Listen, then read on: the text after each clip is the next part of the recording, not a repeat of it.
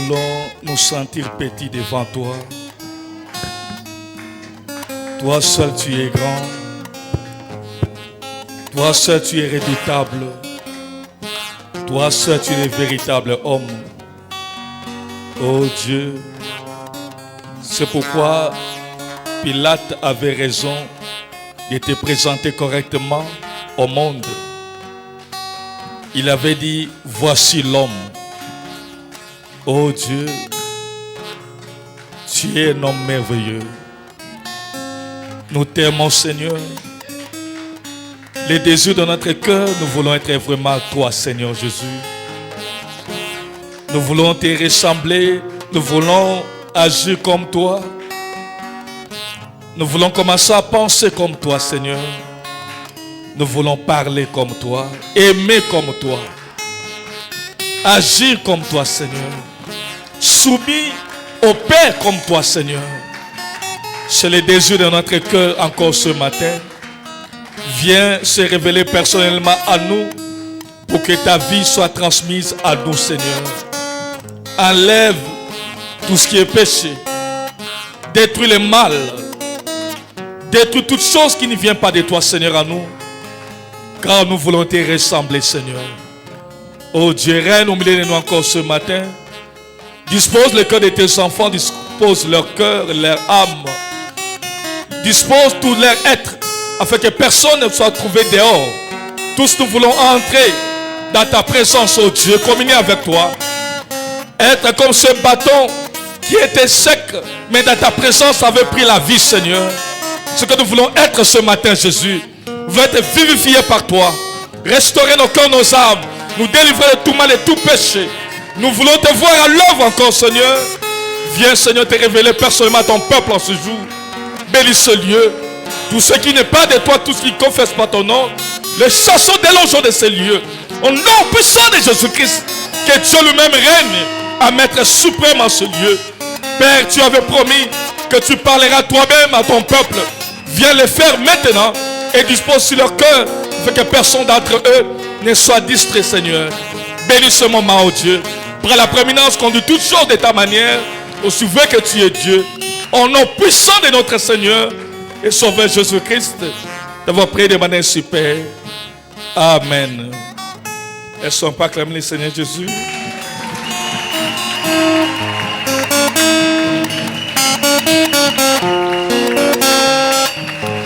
Nous pouvons l'acclamer s'il vous plaît.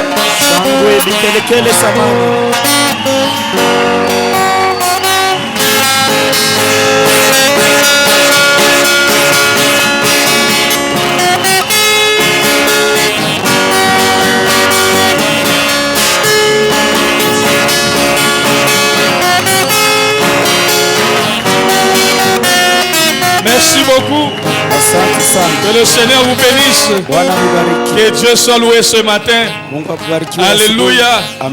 Que Dieu soit vraiment loué. Merci beaucoup. Nous allons prendre 1 Corinthiens 15. 1 Corinthiens 15.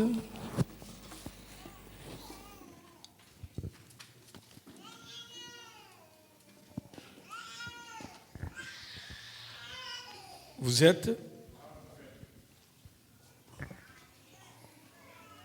Nous allons commencer par 49.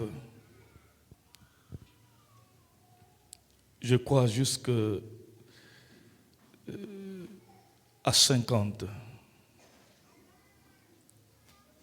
De même que nous avons porté l'image du terrestre, nous porterons aussi l'image du céleste.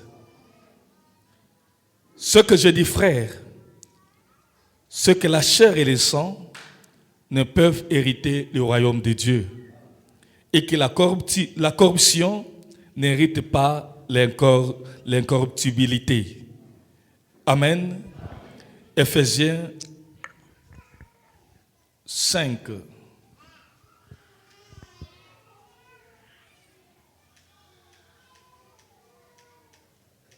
Ephésiens 5, nous allons commencer par 25 jusqu'à 27. Marie, aimez vos femmes comme Christ a aimé l'Église et s'est livré lui-même pour elle, afin de la sanctifier par la parole, après l'avoir purifiée par les baptêmes d'eau, afin de faire paraître devant lui cette église glorieuse, sans tache, ni ride, ni rien de semblable, mais sainte et irrépréhensible. Pendant que nous sommes assis, nous allons continuer, nous allons prendre 1 Thessaloniciens 5.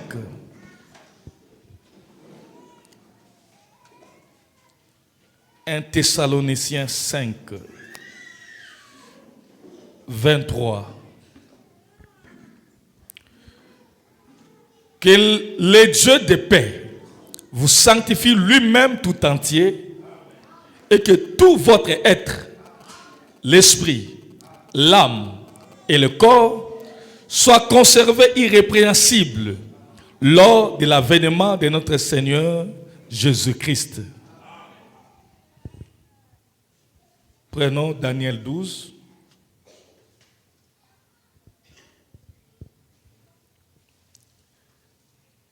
Daniel 12.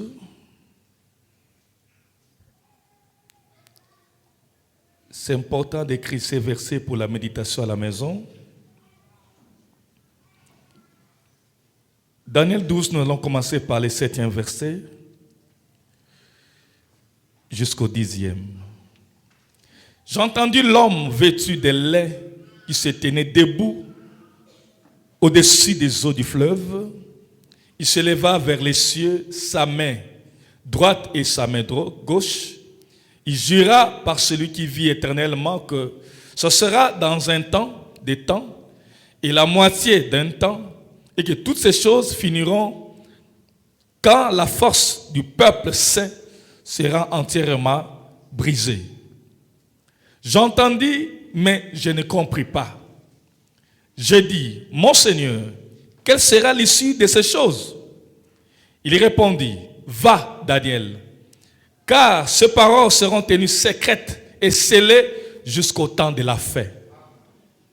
Plusieurs seront purifiés, blanchis et épurés. Les méchants feront le mal et aucun des méchants ne comprendra. Mais ceux qui auront de l'intelligence comprendront. Lévitique 12.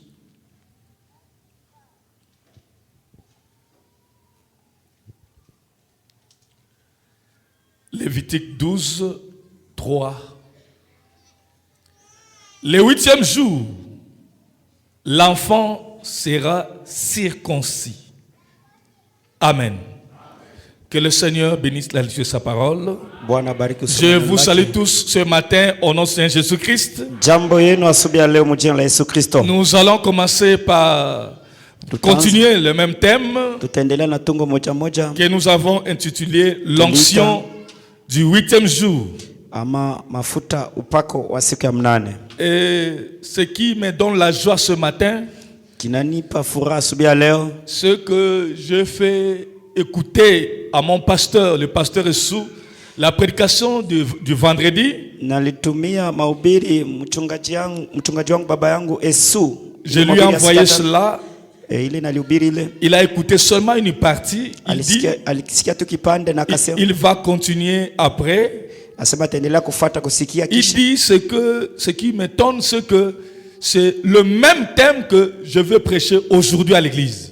Akasema kinanishangaisha kusema ni tungo moja moja ndio na mitahubiri mkanisa yangu. Donc lui aussi va prêcher l'onction du 8e jour. Na yeye alikuwa sha programme sema tahubiri upako wa siku ya mnane. Comment tu es connecté comme ça? Akasema namna gani uko naungana na mimi hivi? Et il a dit que on va parler après le culte. Akasema tutazungumza kisha ibada. Et il y a autre chose que ce n'est pas important de vous dire. Na kuna vitu vingine tulizungumza ina vya mafahamu. Il m'a écrit. Lakini aliniandikia. Il a dit qu'il a écouté. Alisema anasikia une partie. Kipande. Il va écouter encore les autres. Atasikia tena vingine. Après. Kisha.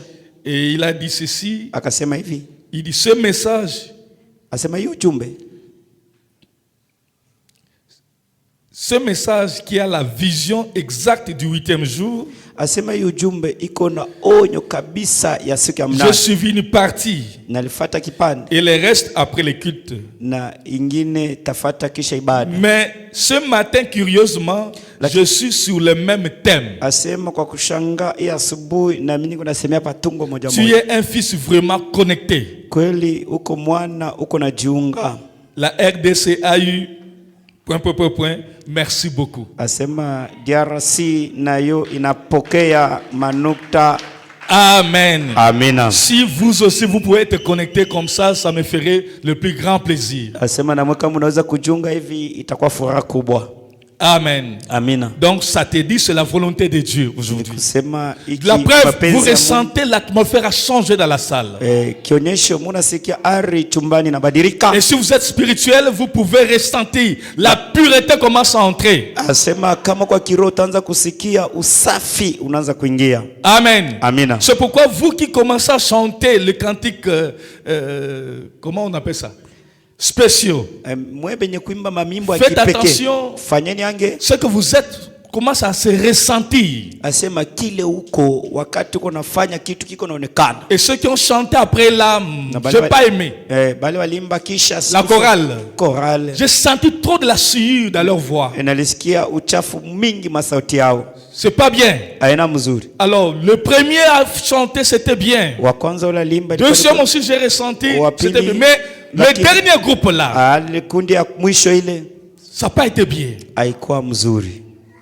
Donc, vous devez commencer à vous purifier, vous sanctifier. Munapasha kwanza kujitakasa. C'est pas les bonnes paroles qui comptent, mais c'est l'état de l'âme. Mzuri ndio mafaa lakini ari ya nafsi. Amen l'église. Est-ce qu'on peut acclamer le Seigneur Jésus? Bikelekele shangwe juu ya Bwana Oh, Yesu. je me sens déjà bien. Najisikia mzuri. On peut maintenant monter. Tunaweza kupanda. L'onction du 8e jour. Upako mafuta ya siku ya mnane. Le frère Branham dit, Ndugu Branham anasema, dans Dieu dévoilé, mahubiri yenye kuitwa Mungu mwenye kujifunua. prêché le 14/6/64. Ilihubiriwa tarehe 14 mwezi wa 6 mwaka 185 et 186. Il dit, remarquez, valez dans une chair humaine. Moïse, avec cette parole, annonçant de qui plus tard serait mis derrière une peau de blaireau. Akitangaza sema kisha yake baadaye kutakuwa ile itawekwa nyuma ya ngozi ya wanyama. De même, Christ est notre Moïse. Asema vile vile Kristo ni Musa wetu. Christ est notre Moïse. Kristo ni Musa Il wetu. était Dieu voilé dans une chair humaine. Mungu mwenye kujificha ndani ya mwili ya mtu. Voilé dans l'humanité, dans la chair. Oneni Mungu ndani ya mwili. Il était Dieu dans la chair humaine, voilé dans l'humanité, dans la chair. Alikuwa Mungu ndani ya mwili akijificha ndani ya mwili ndani ya batu. C'est exact. Il est le même hier, aujourd'hui, éternellement. Anabakia ule moja moja jana leo na milele. Il était voilé par des peaux de blaireau. Asema anafichikwa na mangozi ya nyama. Il était voilé. Alikuwa mwenye kufichwa. Et cette fois, il était voilé dans un homme. Na mara hii Mungu anafichwa ndani ya mtu. Voyez. Unaona? Maintenant remarquez. Sasa tambue. Le même hier, aujourd'hui, éternellement. Anabakia ule moja moja jana leo. Sa parole qu'il avait promis pour cet âge ici. Asema neno alilaka juu ya kizazi. Il est encore Christ.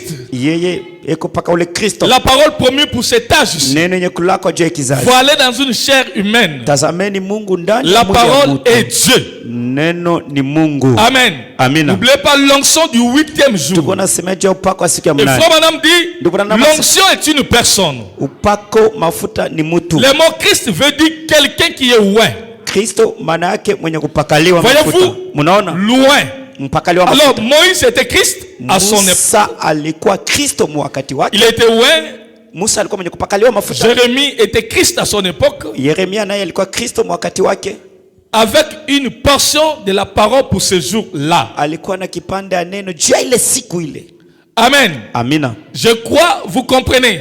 Quand nous parlons l'onction du 8e jour, vous remarquez que c'était un type à l'époque dans l'Ancien Testament que le 8e jour, l'enfant mâle devait être circoncis. Asema siku ya munane mtoto mwanamke alipasha kumkata C'est ngozi ce ya que nous avons bwanaume. vu pendant la semaine. Ndio ile tuliona mjuma. Ce n'était qu'un type. Ilikuwa tu ni mfano. Bien que dans la Bible, on nous dit que la circoncision était type du Saint-Esprit, Hata mu Biblia wanatuambia asema kutairiwa ni mais mfano wa Roho cette Mtakatifu. autre pensée n'était pas encore révélée à leur époque. Asema hiki kipande kilikuwa kiafunuliwa wakati yao. Bien sûr que la circoncision est le type du baptême du Saint-Esprit aussi. Kukatwa ngozi ya bwanaume ni mfano wa Roho Alors Mtakatifu. pourquoi on devait le faire le 8e jour?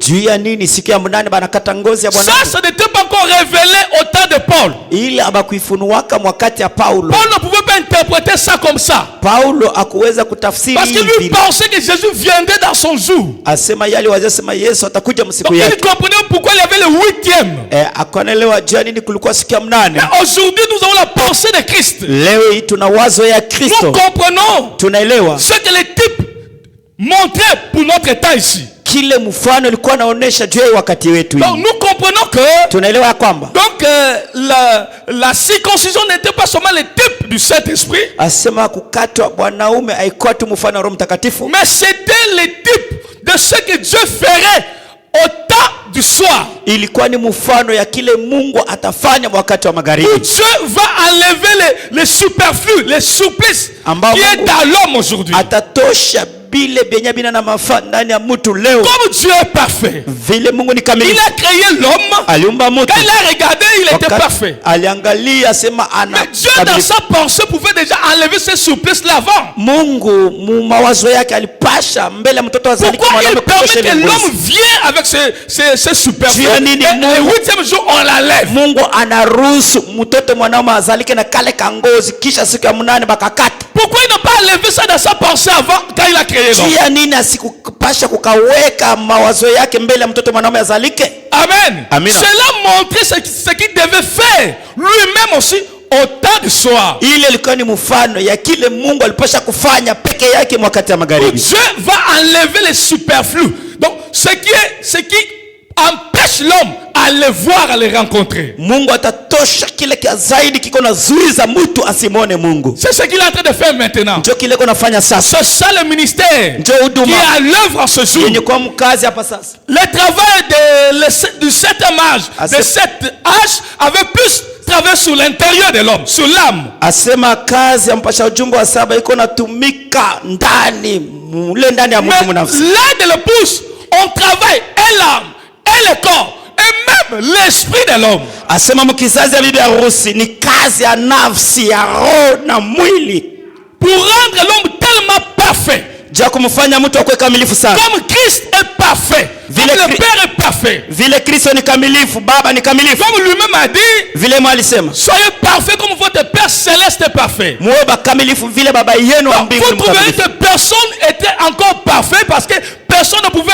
rencontrer le Père jusqu'à ce jour. Ndio kwa maana utakuta batu habakuwa kamilifu, ndio kwa maana hakuna mtu alikutana na Baba hadi leo. Même ceux qui avaient le Saint-Esprit au cours des âges, Hata bale walipokea Roho Mtakatifu mais mavizazi, criaient, il lakini peut nous délivrer de ce walikuwa corps nalia, ni nani atatukomboa na misérable que hii? nous sommes. Baole tuko ba mateso. Paul peut crier encore. Paulo aliweza Le kulalamika bien tena. que je peux faire, Mema napenda je n'arrive kutenda, pas. siwezi Le kuyatenda. mal est attaché à moi. Mabaya inajiunga Il kwangu. me délivrera de Nani ce atanikomboa na hii mwili ya dhambi? Et pourtant, il y avait le Na Saint-Esprit. japo Paulo alipokea Mais Roho il pouvait Mtakatifu, crier. lakini aliweza Et kulalamika de kulia. l'autre côté, Na kungambo ya pili, quand Jean wakati Yohana était en face de la réalité, alikuwa mbele ya ile kitabu kweli, la voix avait dit, sauti ikasema, qui est digne nani anastahili de regarder, de prendre les livres kuchukua kitabu et de briser les na sceaux. kuvunja mihuri? Jean regardait. Yohana Il a aliangalia, trouvé que depuis que l'humanité aliona existe, kwamba tokea baliumba mbingu na dunia, depuis que le monde existe, tokea baliumba mbingu na dunia, depuis qu'il est le Fils de Dieu sur la terre, tokea Mungu kwa dunia, personne n'était digne hakuna mtu alistahili hata mmoja pour regarder les livres. ya kutazama kitabu, Pas seulement de prendre les livres, haina tu kukichukua même de kitabu, les regarder. hata kukiangalia, kukitazama. Personne. Hakuna mtu Depuis alistahili. que Dieu a créé les Tokea hommes, Mungu aliumba watu, depuis Adam, tokea Adamu jusqu'au temps où lui était là, hadi wakati yeye alikuwa pale personne Yohana, n'était digne. hakuna mtu Pas alistahili seulement d'aller vers le Seigneur, au tu kwenda hata kukitazama de se kitabu, présenter devant le Père. kusimama mbele ya Baba. Personne. Hakuna mtu Mais il a anastahili. constaté. Lakini Pas aliona seulement d'aller, haina tu mais kwenda de regarder. hata kutazama kuangalia. Personne n'était digne. Hakuna mtu Donc vous anastahili. trouvez toujours dans l'homme. Utakuta tu ndani ya Il y mtu avait les superflus. Il y mulikuwa avait kitu quelque zaidi. chose Kulikuwa kitu qui kingine l'empêchait kilikuwa de namzuiza s'approcher du Père. akaribie Baba, chofee Baba.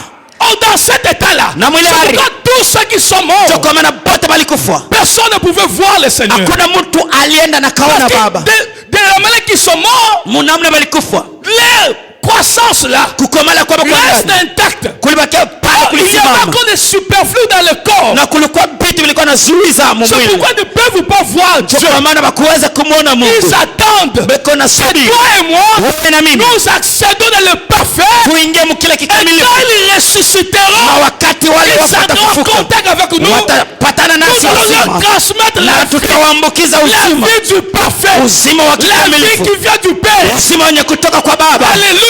Amen. C'est ça qui va les changer. Ndio kile kitakubadilisha wale Alors wako. là, Ndio ils pale peuvent voir le Seigneur. wanaweza kumtazama Bwana.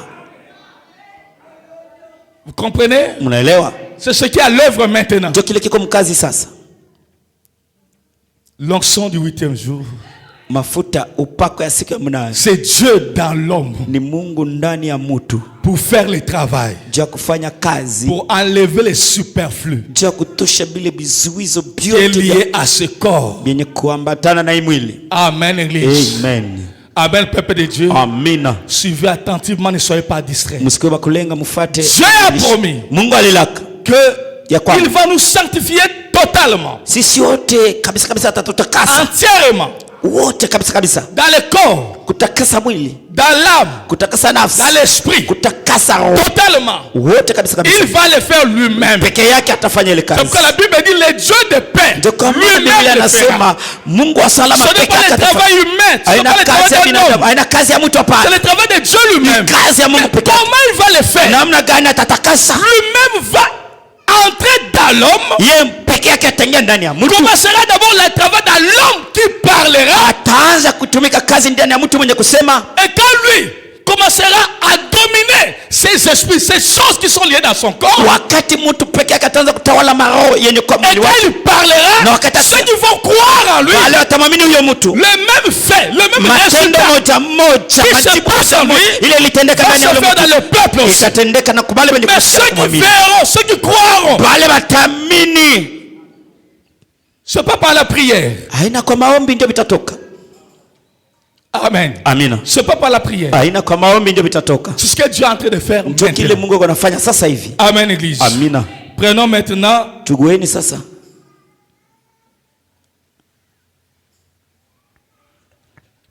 Ésaïe Mubebe Isaya 35. 35.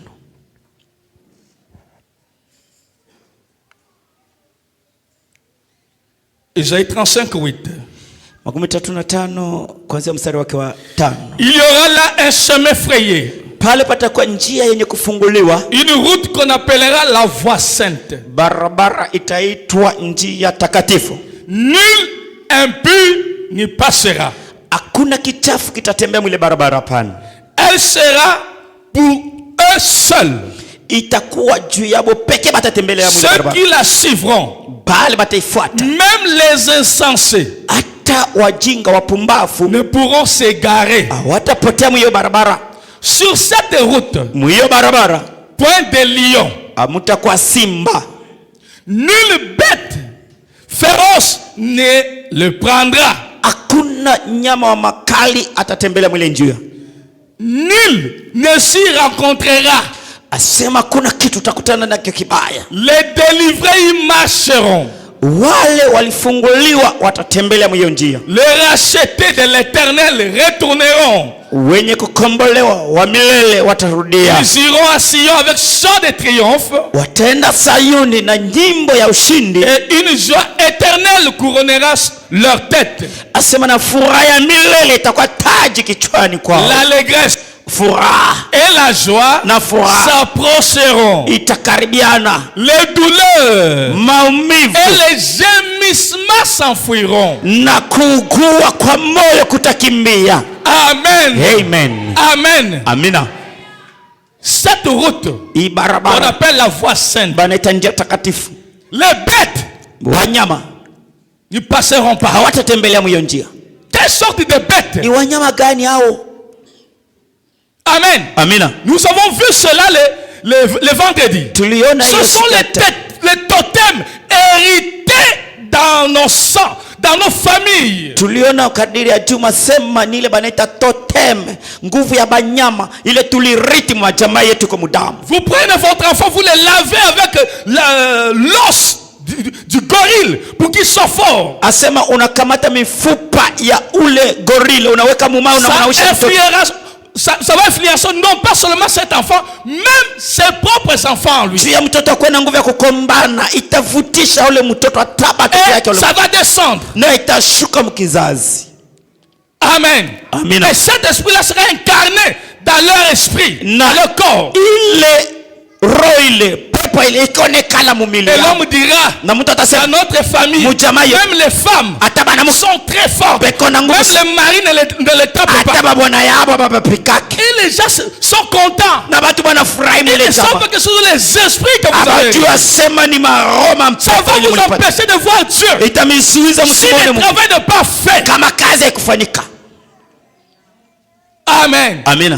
Même les femmes, on ne blague pas avec eux.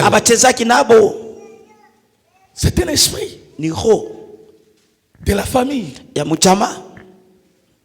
Il faut que ce lien-là soit coupé. Il ne faut pas que vous ayez la joie dans cela. Et la plupart des familles ici, la plupart des familles sont dedans. Vous tous qui êtes là, il y a quelque chose dans le sang. Il y a quelque chose. Personne ne peut dire que moi, non. Même si vous ne savez pas. Même quand je peux te regarder, le temps est venu qu'on change de dimension. On presse dans une autre dimension. On va changer maintenant. Et vous allez voir comment vos âmes, vos pensées sont sanctifiées. Cette sanctification ne vient pas par la prière. Quand l'onction de la prière termine, l'homme retourne comme il était. Le travail est venu pour que la véritable sanctification de Dieu, de Christ, s'installe dans vos cœurs.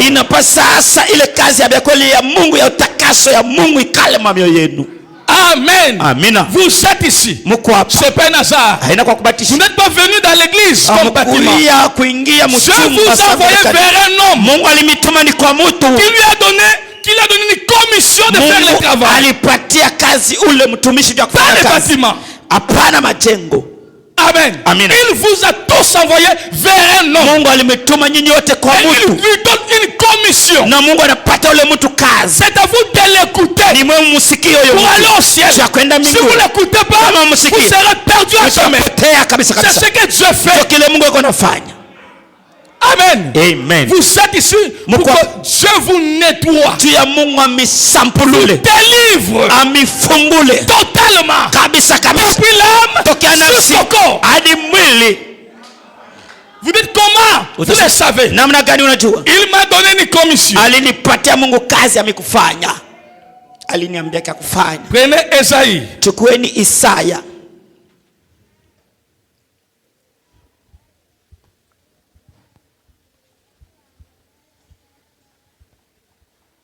Prenez Esaïe 42. Écoutez très bien. Vous n'êtes pas ici au hasard. Vous venez, vous rentrez, vous venez, vous rentrez, vous venez. Dans les habitudes.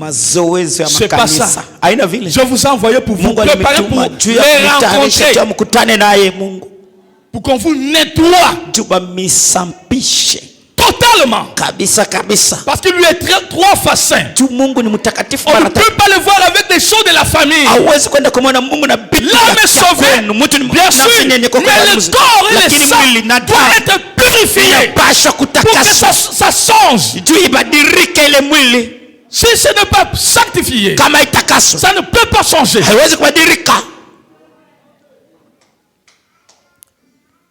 42. 42. Sixième. Sita.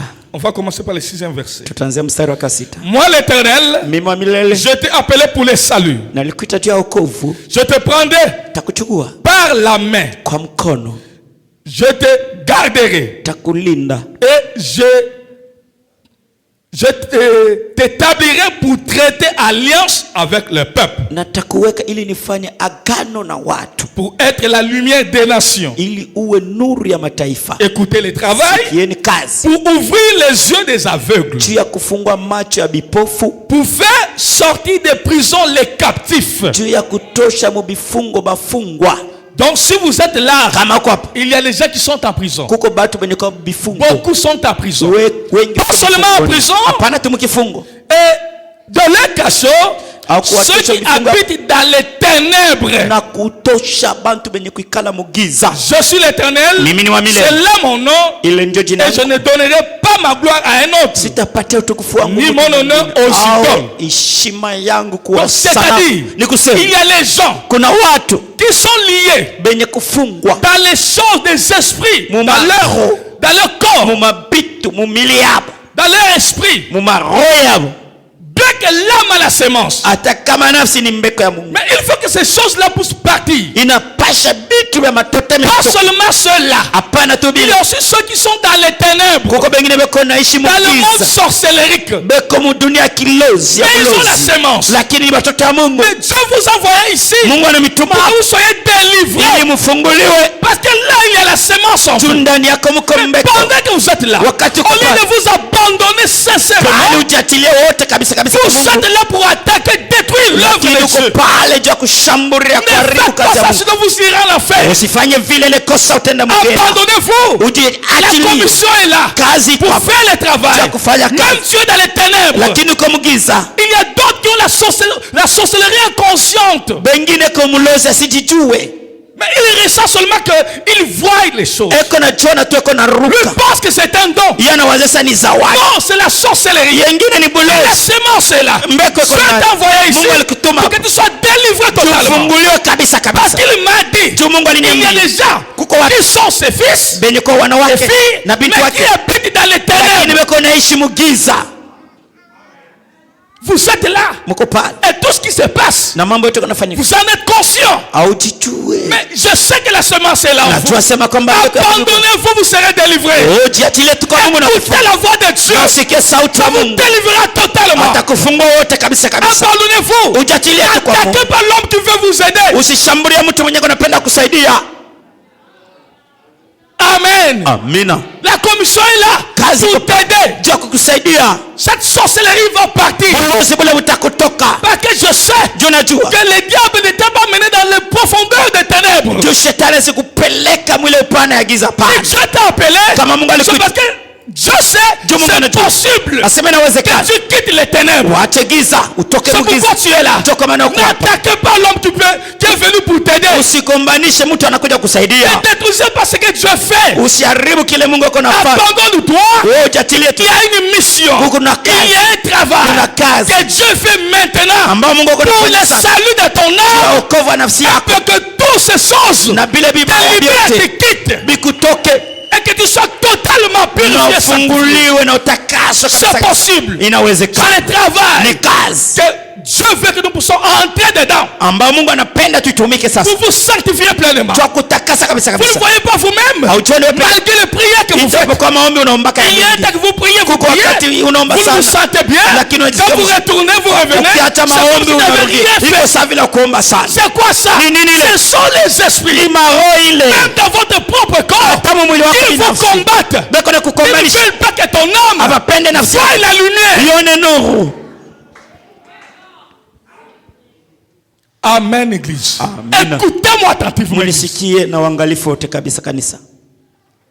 C'est une autre onction à Ni l'œuvre upako wengine mukazi qui vient faire le travail ambao unafanya correctement kazi maintenant. sawa sawa. Sasa On a beaucoup parlé sur l'âme. tulisemea mingi Maintenant, on sana. attaque le corps et les Sasa tuko na shambulia roho Qu'ils na soient mwili na damu. totalement délivrés. Tuifunguliwe yote kabisa kabisa. C'est possible. C'est Inawezekana. pas la délivrance de 21 jours. Non. Hapana ufungulivu ya masiku 21 pale ou de 100 jours, wala ça ne fera rien, ça ne peut pas détruire. haiwezi kuharibu kubomoa. Même le Saint-Esprit Hata Roho Mtakatifu est incapable hasiweze de détruire ces choses-là. ya kubomola vile vitu ya mudamu. Je dis même le Saint-Esprit. Nasema hata Roho Mtakatifu mwenyewe. Aujourd'hui, le Saint-Esprit seul ne suffit pas. Leo Roho Mtakatifu peke yake asienee. Ceux-là tous avaient le Saint-Esprit. Bote kuchini sema alikuwa na Roho Mais ils criaient pour le corps. alikuwa analia juu ya mwili. Amen. Amen. Ce n'est pas le travail du Saint-Esprit. Haina kazi ya Roho Le Mtakatifu. Saint-Esprit vient réveiller l'âme. Roho Mtakatifu anakuja kulamsha nafsi. Mais la parole Lakini neno vient détruire la chair. anakuja kuharibu Et mwili toutes les réalités de la chair. na bile vyote C'est pourquoi la parole est venue pour détruire ces choses. ja kuharibu hivi vitu vyote vibaya ndani yetu. La colère que tu as, Kasirani uko nayo c'est pas normal. haiwezekani. Remontez. Wewe angalia shishi, Remontez votre généalogie. angalia jamaa yenu, Remontez, vous trouverez utakuta sema votre père ou ma mère mama yako baba yako avait la colère des lions. alikuwa kana roho ya simba. Et vous trouverez l'autorité que vous avez là. Utajiona ile mamlaka uko Quand nayo. vous trouvez que non, moi, Utasema quand je marche, les gens me fuient. C'est pas normal. niko na pita tu watu wakona nikimbia abina mzuri. Pourquoi les gens doivent te fuir? Je ni watu watakukimbia kimbia vile. C'est pas ça l'esprit des lions. Aina njoro ya simba vile anakuwaka mpori. Quand il rougit, tous les animaux fuient. Banyama tumbo wote banakimbia. Vous trouvez que c'est une bénédiction ça? Unaona sasa ni baraka wakati watu wakona kukimbia kimbia. Oh, moi quand je parle, les gens Kama peur. nasema watu wakona sikia boko. L'autorité que tu dégages, c'est un esprit mauvais. C'est un totem. Asema ni totem wakati uko nasema ni mtemu Toi, chafu. détruire, sinon tu ne verras pas Dieu. Yo inapasha kuharibiwa kama ina vile hautaona Mungu. Même la femme, Hata mwanamke, même si l'homme est plus âgé, hata bwana kwa miaka mingi au mrefu, je, l'homme tremble devant elle. bwana kuna tetemeka mbele ya bibi. Elle dégage une autorité. Bibi manake kuna tawa. Remontez la famille. Mwangalie mjama vile Vous bibi. trouverez Utaona là où la source de ça. kwenye binatokea Ce n'est bibi. pas une bénédiction. Haina baraka, C'est une malédiction. ni laana. Tu as hérité sans compliquer. Unairiti ile kudamu. Ça doit être détruit sinon tu ne verras pas le Seigneur. Ile inapasha kuharibiwa kama ina vile hautaona Bwana. Une fille de Dieu ne peut pas être comme ça. Binti wa Mungu apasha kwa vile. Vous trouvez ça normal? Unaona tu Une sawa. petite fille, Binti tu mdogo, un gros, une grande personne, mtu tu mkubwa. même d'autres filles Hata binti bengine ont peur d'elle. beko na mongopa. Huyu. Oh non, en tout cas, quand Hapana elle se fâche, kumchofea kama anashirika tu. Ni danger. Akishirika tu. c'est pas normal. Abina sawa. Ne loue pas Dieu pour ça. Ye moyo yako na sifu Mungu. Si Dieu ne t'aide pas, c'est l'enfer qui t'attend. Kama Mungu asikusaidia ni moto iko na kuchunga. Ce sont des esprits. Ni C'est ça. Njoi. La voie sainte. Ile njia Tu takatifu. n'y passeras pas. Hautatembelea mwile njia Tu takatifu. seras arrêté. Utasimamishwa. Quand tu viens là-bas, Wakati unakuya au pa. lieu de voir l'homme, Pale on ona voit un animal en train de Panaona s'approcher. nyama iko na karibia.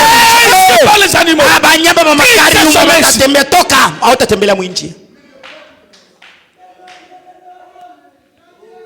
Vérifiez. Chunguza mzuri. Vous trouverez qu'il y a les sangs. qui est là. Utakuta damu iko natumika pale. Les sangs. Damu.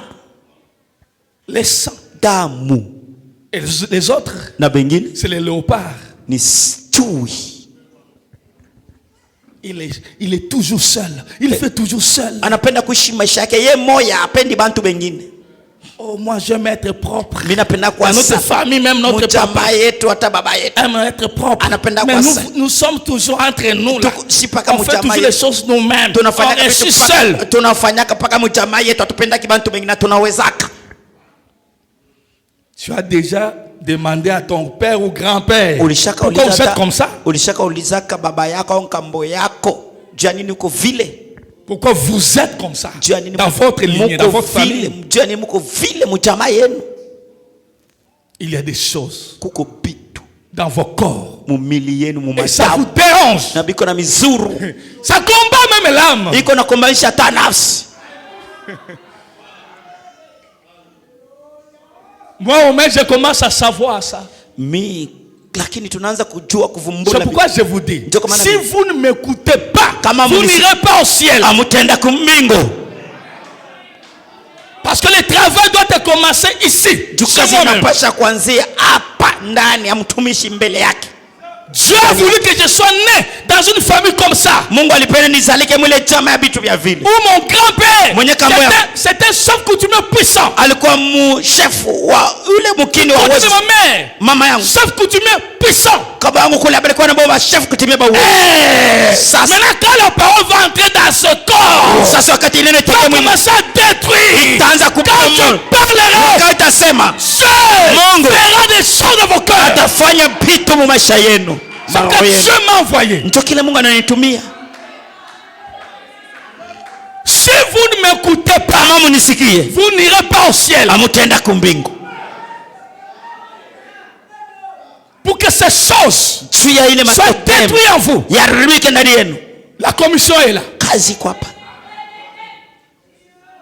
Il y a des esprits. Kuna maroho. Les serpents n'en parlons même pas. Nyoka ndio tusisema hata kusema ile roho ya nyoka ule. La séduction est un niveau très élevé. Wewe kutongoza bantu ni kiwango mwa yulu sana. Et vous trouverez comme l'esprit du serpent. Utaona sa vile roho anazala ya nyoka. Anazala. Ilimeo mo. Anazala. Ilimeo mo. Après, kisha les enfants là c'est batoto. Bo benye ba jidebrouiller. Anatakule. Donc il faut musule ni kuzalazala tu mufujo. Et si c'est la femme, anaingia indo. Elle entre dans sa mariage. Mwindo anatoka. Cet homme ça n'est pas bien. Bwana mzuri. Il part encore là. Il divorce encore. Cet homme ça n'est pas bien. Bwana tena mzuri. Il part encore là. Il divorce. Cet homme ça n'est pas bien. Bwana mzuri. Et vous trouvez que tous les hommes là ne sont pas bien. Le mal est en toi. Ubaya ni wako. Wewe mwanamke. Et vérifiez. Chunguza kule anatokea kule. Remonte. Mpandishe mkizazi. Tu vas comprendre. Utaelewa sema. Qu'est-ce qui est lié dans votre famille? Ni nini inambatana na jamaa yako? Amen. Amina. Et surtout si vous avez ça. Na zaidi kama kuna ile roho. Même dans soi, il faut que Dieu intervienne. Inapasha Mungu akusaidie hata wakati kuingia mungu. Tu seras toujours attiré à un homme, à une femme qui a la même profondeur que toi. Wewe utakokotwa na mwanaume mwanamke mwenye na yeko nimeambia matamatama. Et si tu peux demander, ukiuliza, tu vas voir que son père utakuta sababu avait deux femmes. Alikuwa na baba mingi. Huyu naye. Toi aussi, quand tu vas s'attacher, wakati utaichika. Oh non, les grands-pères avait deux femmes. Na yeye alikuwa na baba mingi. Quand tu vois la sœur ou la dada, unakokotwa. Une attraction. En tout cas, les frères me disent, si vous ne pouvez pas vivre sans elle, kama unaweza kuishi bila yeye, mariez-vous. Moi aussi je sais si je la vois. Na ndiko nakuya. Haina ile ni tamaa. Ni mambo ya mudamu. Beaucoup de mariages souffrent et ils ne savent pas pourquoi ils souffrent. Vérifiez, vous verrez que c'est ça. Mingi mundo abeko na teseka. Habajui ya nini? Mchunguze mzuri. Binatokea ni kule mumadamu. L'homme n'est pas heureux. Bwana sifurahi. La femme n'est pas heureuse. Bibi na yana tana furaha mundo. Quand il regarde, akiangalia, il voit que le mal dans l'autre. Ekono tupaka bibaya ndani ya mwingine. Oh, il ne sait pas que c'est son sang qui réclame. Asijua sani damu yake ndio natafuta bwana au bibi mwingine. Merci beaucoup, que Dieu te bénisse. Amen. Mais lui quand il fera, les frères ici ne me donnent pas l'argent. Les frères ici ne me font pas ceci. Les frères ici ne me font pas ceci. Et tu verras si on te fait, tu ne seras pas satisfait. Tu vas demander autre chose. On te donnera, tu ne seras pas satisfait. Si on te donne l'autre là, tu ne seras pas satisfait. Tu verras que ton cœur sera toujours insatisfait. Tu trouveras toujours le mal. Si les frères ne donnent pas l'argent, quand ils te donnent l'argent, il ne m'achète pas les habits. On m'achète les habits. Il ne me donne pas l'argent de poche. Il ne me fait pas sortir. Et tu verras toujours des manquements. Et toi tu penseras, c'est le frère qui n'est pas bien. Non, le mal est en toi. C'est le sang qui réclame. C'est pareil aussi. Dans l'homme aussi verse. bwana kwa bibi yake. Tu trouveras toujours des erreurs. Utakuta makosa ndani ya bibi. Oh, cette femme ici bibi huyo ne me met pas l'eau dans la douche. Asiniweke yake mai mudushi. Cette femme ici ne me repasse pas. Asinigome yake manguo. Si elle repasse, kama kigogo, tu trouveras encore autre chose. Utakuta wewe kama mila bambi. Tu ne seras jamais satisfait. Na utakuwa na furaha. Moins d'erreurs. Utakosa kaloko. Tu prends de la décision. Una mama mpango sema. Donc cette femme, quand tu diras cette femme, wakati utasema bibi, macho yako commence à regarder déjà. Inaanza kuona bibi mwingine. Seulement à cause de la parole, c'est ça que tu es bloqué.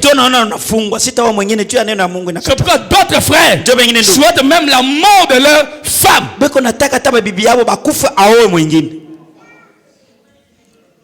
Vous savez c'est quoi? C'est le sang. Elle ne se rend pas compte, c'est ça. Vous connaissez la vérité. Elle vous franchira.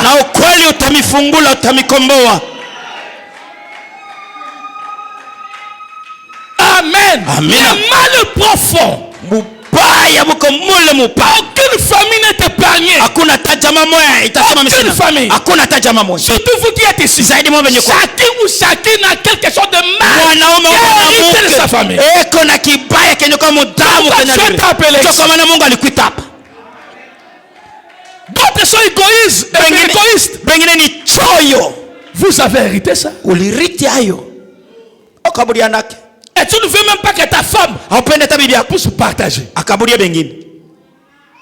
Vice versa. Tu ne veux pas aussi que l'homme puisse partager. Chacun voit sa famille. Vérifiez. Et pourtant 1 plus 1 égale 1. Mais pourquoi? Qu'est-ce qui fait lié aux coutumes? C'est nous. Quand la femme est morte, on fait ça. Quand l'homme est mort, la femme doit faire ça. On doit les laver. On doit faire ceci. On doit faire ça. Qu'est-ce que tu fais ici? Retour de la famille. Chez vous c'est où? Ou bien vous êtes chrétien ou vous êtes païen. Tu ne peux pas mélanger les deux à la fois. Mais Dieu a promis. Il fera sortir ses enfants de toutes les tribus. Alors acceptez de sortir. Vous sortez avec vos choses. Ça va vous empêcher de voler sur les chemins. Abandonnez. Il ne faut pas être comme Rachel. Rachel sortait. Elle prend les statues de son père. Elle sort avec ça. Ne faites pas ça. Ça va vous bloquer le chemin. Abandonnez. Séparez-vous. Aimez les membres de vos familles. Ne soyez pas attachés aux réalités là. Ça va vous bloquer. Chez vous c'est où?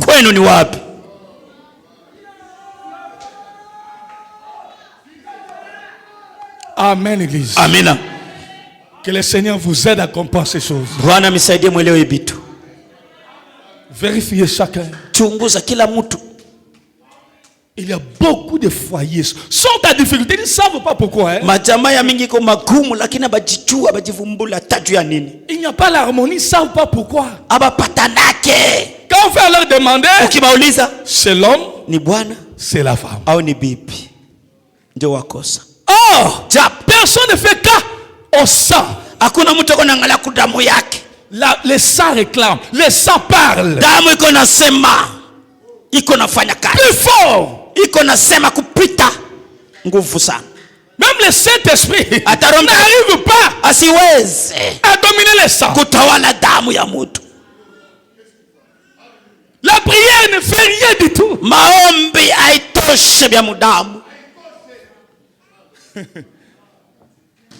Il faut un autre ministère en scène.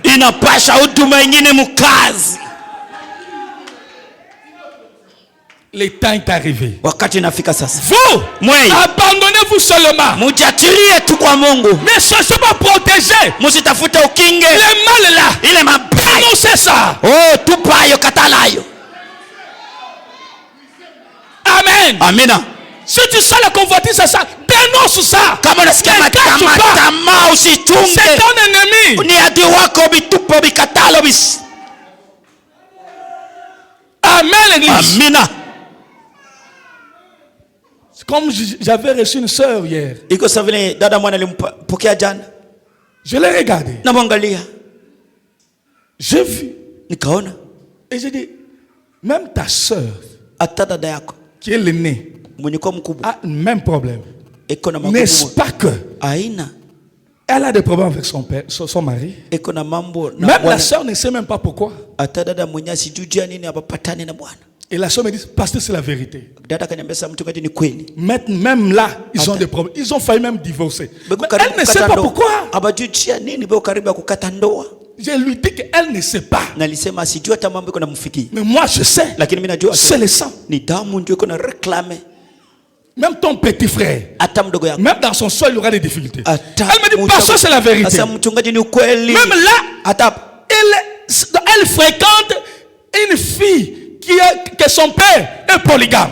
C'est pas ça. Parce que comment je sais ça? Najua namna gani mloko yako eko naenda anatafuta kuoa mwanamke mwenye baba yake kuna bibi mama. Mais bien aimé, le sang damu est fort. Iko na nguvu. Ça réclame. Ça peut vous rendre malheureux toute ta vie. Inaweza kukufanya kuwa mateso waone maisha yako. Malgré que tu parles dans une église. Hata kama uko ndaka mkanisa. Malgré que tu pries. Hata kama unaomba.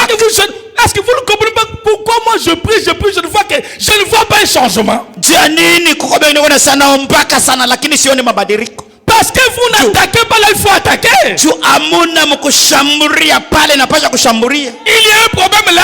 Vous visez de l'autre côté. Le problème va demeurer. Ça va agir.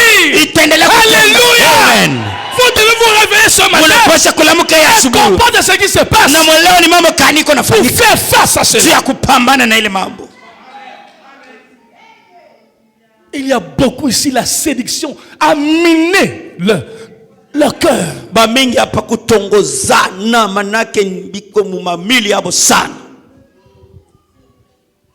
ne savent pas. Tu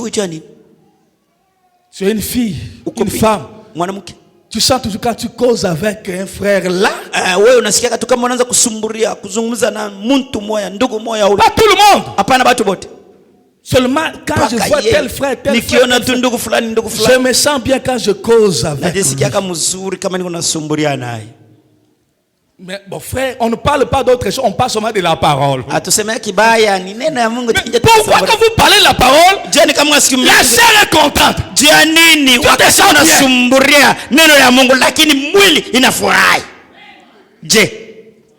Au lieu que l'âme soit contente, c'est la chair. Tu veux toujours rester avec lui.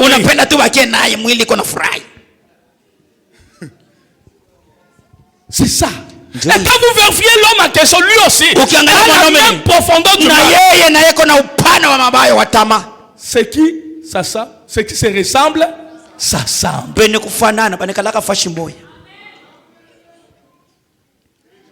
C'est pourquoi Dieu, quand les vrais fils de Dieu font leur choix, Dieu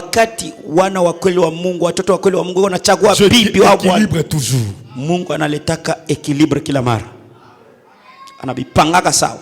Amen. Amina.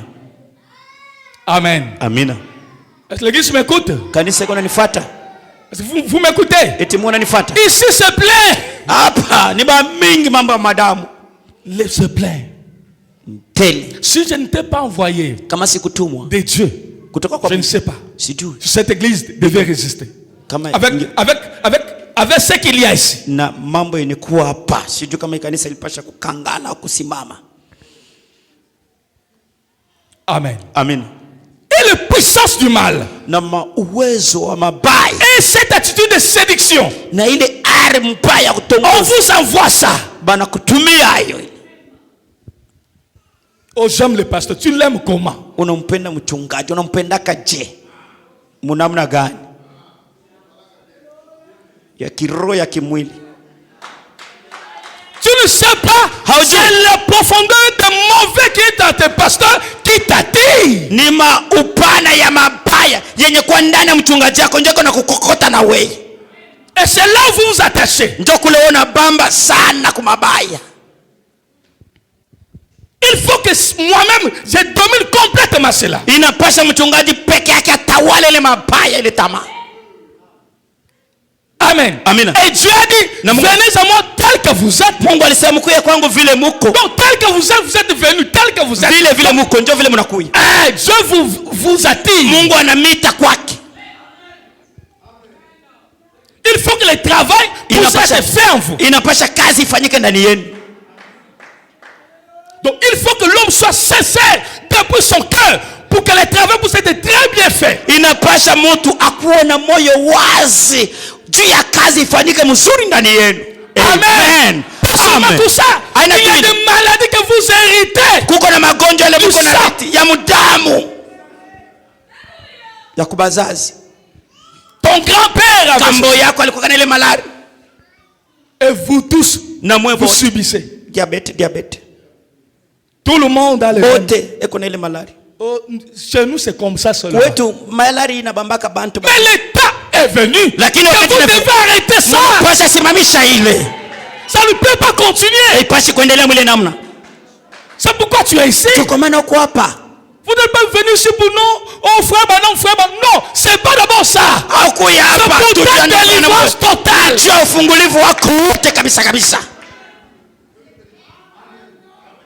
Amen. Amina. Il faut que Dieu envoie pour toi un Africain qui a le même, qui est passé par le même combat. À qui la parole de Dieu commence à agir. Quand il va parler, ces choses-là commencent à se détruire. C'est pourquoi vous êtes là. Vous n'êtes pas là pour discuter sur la parole. Pour que Dieu vous délivre totalement. Sinon vous ne verrez pas Dieu. Regardez les sangs. Surveillez là-bas. Il y a des problèmes. Mes frères, soyez sincères. Même avec vos femmes. Oh, c'est difficile pour les femmes d'être sincères quant à ces problèmes-là vis-à-vis de leur mari. C'est difficile qu'une femme dise à son mari que moi je convoite tel homme. C'est difficile. Elle a peur qu'on va les chasser. Mais quand vous sentez sans vous, comprenez. C'est le combat. Tu dois vaincre. Tu dois écouter la parole. Une parole vivante. Tu vas détruire ça. Oh non, moi quand je marche, les hommes ne font que me regarder. Ce n'est pas une bénédiction. Ce n'est pas une bénédiction. Quand toi une fille, tu sens ça, sois malheureuse.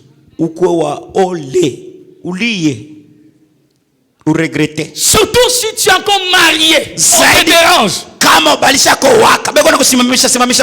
Ne suis pas, ne regarde à rien d'autre. Vérifie ton sang. Ton sang n'est pas bien.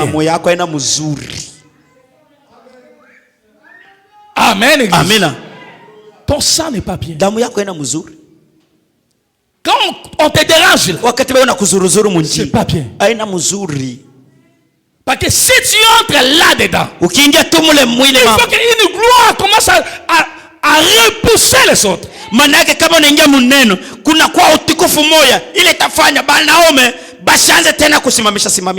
Et tu es là pour que tes yeux intérieurs puissent s'ouvrir.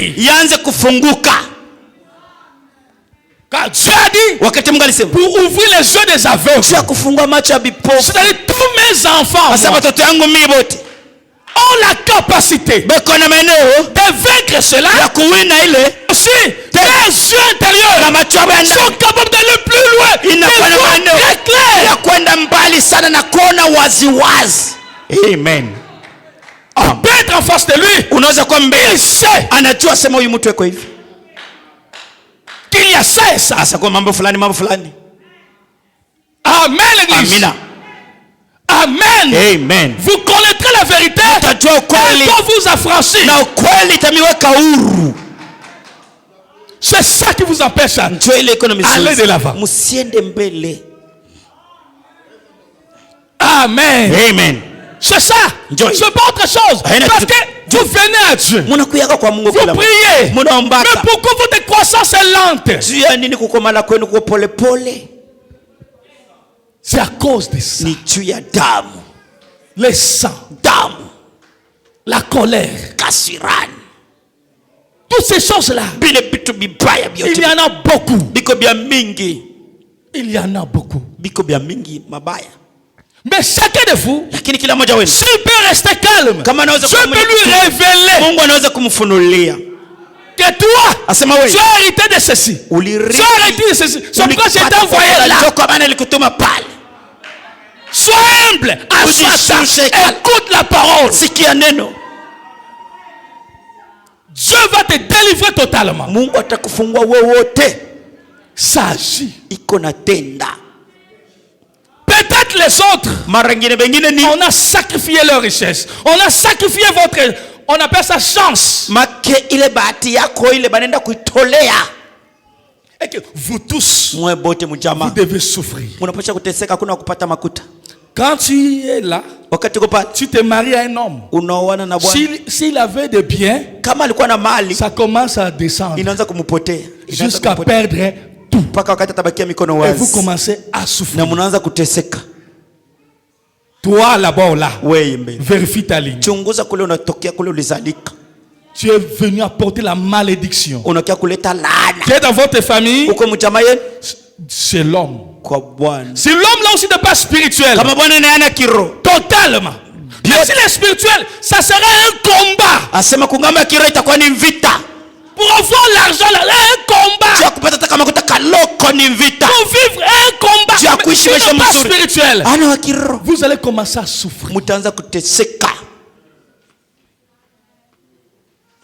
Parce que Juu on avait fait balifanya kama seremoni pour avoir des pouvoirs, juu ya kupata, pour régner. juu ya kutawala. Votre ancêtre, Ule nkambo vous yenu avez sacrifié alimitolea ka chance yenu pour que lui règne. juu ya Lui tawala. pensait qu'il devait être éternel. Asema atabakia wa milele mdunia. Maintenant, les autres vont subir. Sasa bengine bankana batoto À ndio wanaanza cause de kuteseka juu yake. Mais Dieu sait, la semence est là. Sasa mbeko iko ndani yako. C'est pourquoi il t'a appelé. Sio kwa maana alikuita hapa. C'est pareil aussi à l'homme. Biko vile vile kwa Bwana. Vous regardez dans votre famille. Ukiangalia mchama yako, Personne n'est bien. hakuna mtu mzuri wa maisha Vous ne mzuri. faites que souffrir, Ni souffrir, mateso, souffrir. mateso juu ya Vous mateso. faites quelque chose, Juu ya ça kufanya marche un kazi, peu, kazi après, inaendeka kidogo, il y a des problèmes. kisha makuta Et yanakupotea. c'est comme ça toujours. Ndio vile biko nafanyika kila mara. Frère, Ndugu, ne regarde pas les sorciers. hapana kuangalia Vérifie wale. d'abord la lignée. Chunguza kwanza kizazi yenu, jamaa yenu. Parce que le sang est plus fort. Juu damu iko na lalamika Le nguvu sang sana. Damu est plus fort. iko na nguvu sana. Même le Saint-Esprit n'intervient pas là-bas. Hata Roho Mtakatifu kula sifikake. Il faut que la parole Inapashwa neno pour délivrer ça. juu ya kufungua ile mambo ya mudamu. Dans les simples prières des jeunes là, ça ne fait Kufunga rien chakula na changer. maji na maombi yenu ile haiwezi badilisha lolote. Si la chose est dans le sang. Kama ile maroho iko mudamu. Si vous êtes toujours les... Oh non, dans notre famille, il y a les sucres. Les grands-pères étaient morts avec les sucres. Kambo Mon alikufaka père na et les autres. baba yangu Sucre. bengine diabete. Frère, Ndugu, il est temps ni wakati que tu arrêtes ça. ya Si kusimamisha tu ile mambo. écoutes la voix Kama de Dieu, unasikia sauti ya Mungu, dis que moi non. sema mie kwangu Mes nitafika. enfants non. Kwa watoto yangu Que nitafika. je t'ai vu, Seigneur. Tunakuona Bwana.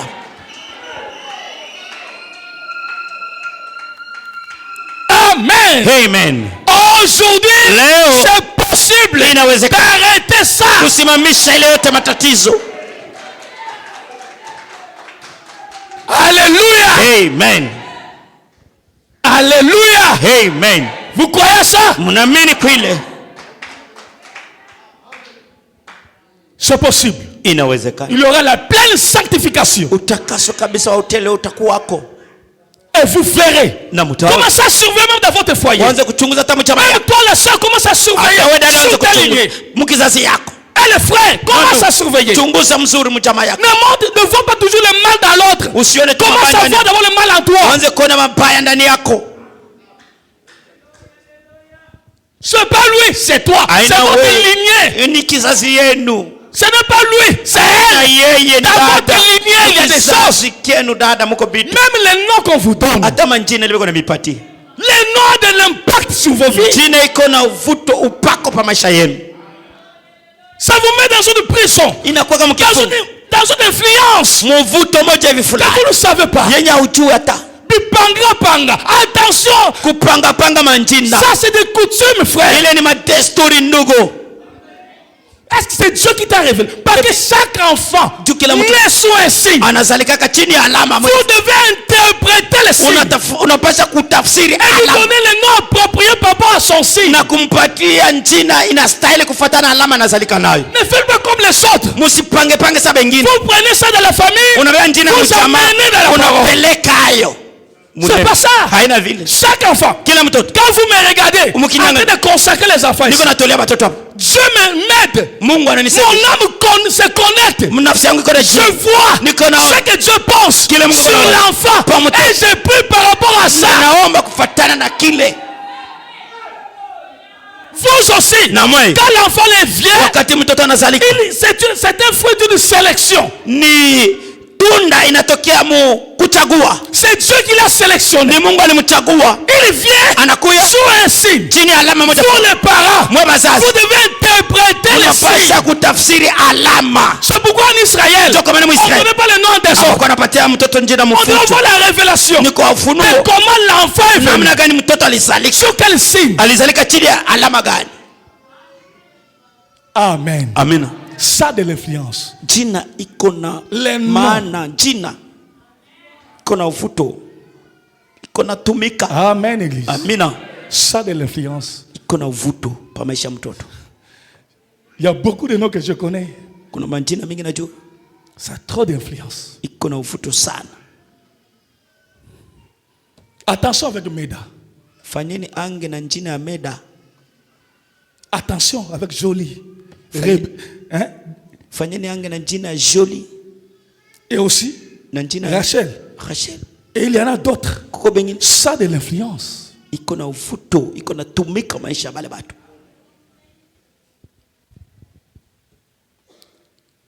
Si je prends chaque nom, je vous le dis. C'est pas facile. Il y a d'autres noms.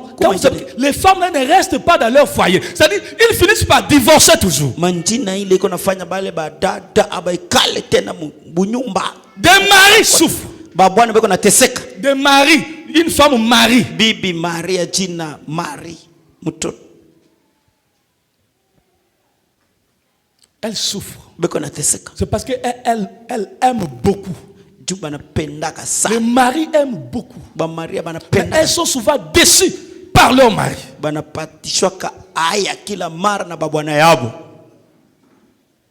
Et il y a des noms comme ça. Tu donnes à l'enfant. L'enfant ne sera jamais spirituel. Une fois que c'est débattre, il écoute la parole.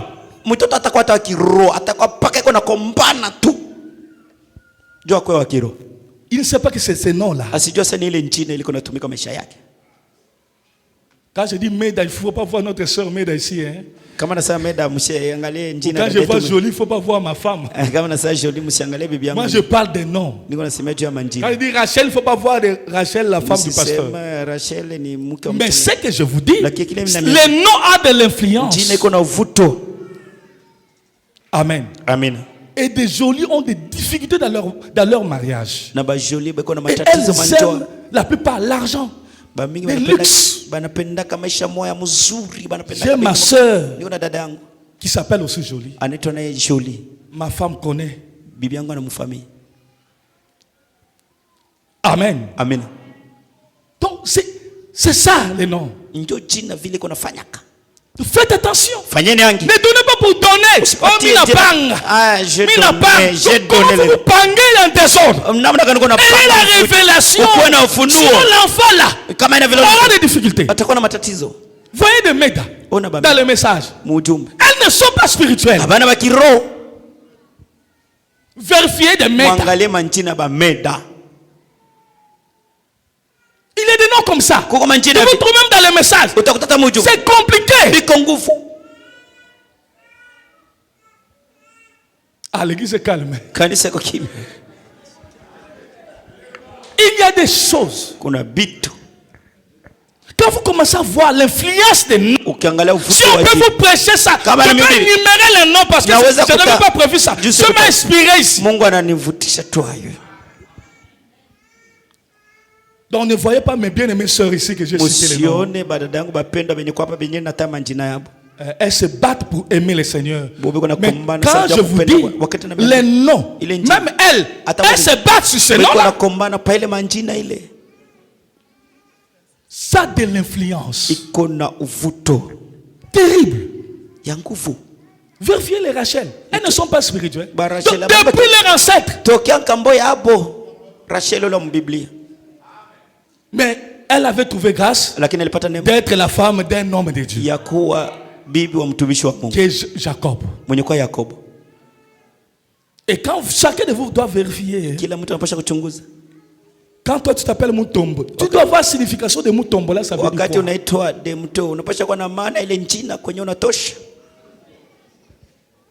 Et chacun ici super découvrir, frère, il y a d'autres.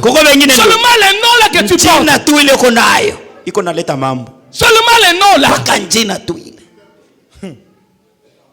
L'état est venu que nous puissions toucher au corps.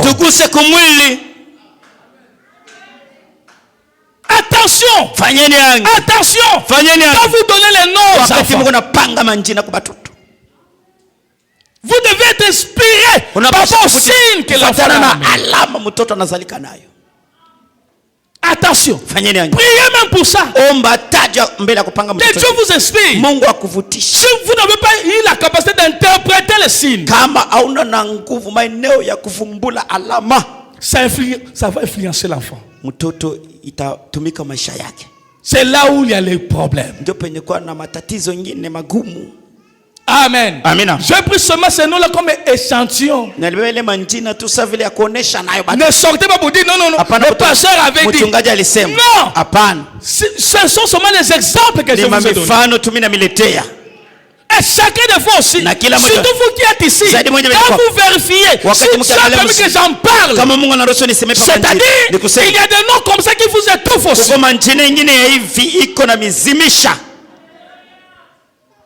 Alors ne changez pas aussi des noms en désordre.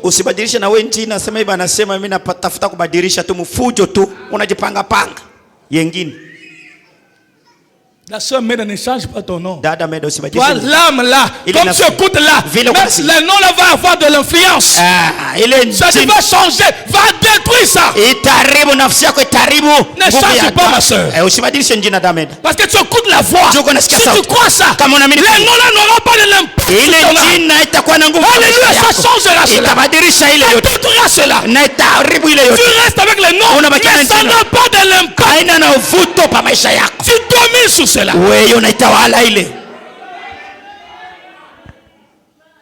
Si nous parlons ça, pour que les enfants qui vont venir, vous pouvez avoir la révélation. Pour les autres, vous pouvez rester avec votre nom, mais seulement écouter la voix là. Mais quand vous aurez vos enfants, faites attention. Parce que Dieu a déjà parlé. Quand c'était dans l'ignorance, Dieu va intervenir dans l'ignorance. Mais quand il parle déjà, si vous n'écoutez pas, c'est à ce moment-là que rien ne peut être changé. L'église m'écoute très bien. Ne venez pas, moi je change mon nom. Non. Comprends la pensée de Dieu. Alléluia. Amen. Alléluia. Amen. Vous, chacun de vous va regarder. Et vous allez trouver. Nulle bête féroce hakuna tanyama moja makali ni marchera. hatatembea mwenyewe. Hakuna. Seuls les délivrés. Paka wale wenye kufunguliwa. Seuls les délivrés. Donc c'est-à-dire, ni kusema je reconnais Mungu anatambua sema dans l'homme il y a des problèmes. Asema ndani ya mtu mna matatizo. Il faut qu'il soit délivré. Inapasha watu wafunguliwe pour passer sur ce chemin. Je kutembelea mwile njia. Qu'on appelle la voie sainte. Banaita njia takatifu.